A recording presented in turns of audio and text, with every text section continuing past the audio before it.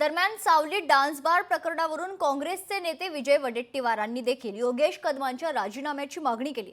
तर त्यांनी ट्विट करत नेमकं काय म्हटले पाहूयात ग्राफिक्सच्या माध्यमातून। राज्याचे गृहराज्यमंत्री आईच्या नावावर डान्स बार चालवतात, हे उघड झाल्यावर नाही म्हणतात आणि हळूच डान्स बारचा ऑर्केस्ट्रा परवाना परत करतात।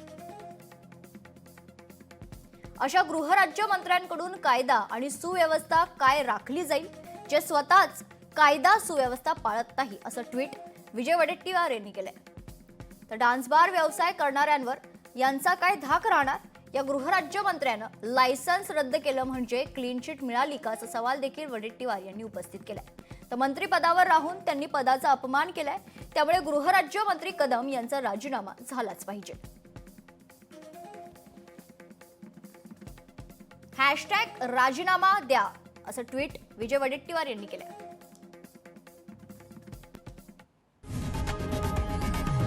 लोकशाही मराठी ऐका, पहा, जागरूक रहा।